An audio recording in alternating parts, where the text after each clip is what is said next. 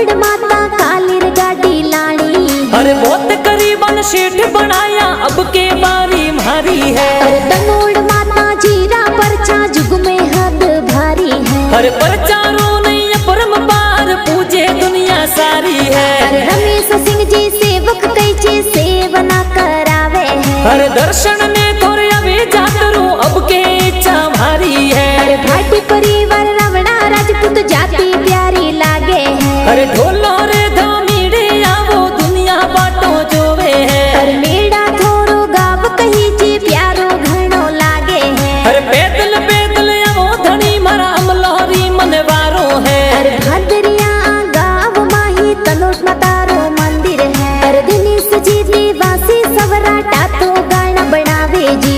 जे मो माजी स्टूडियो में गाना प्यारा बाजे जी। हे जी हे हाँ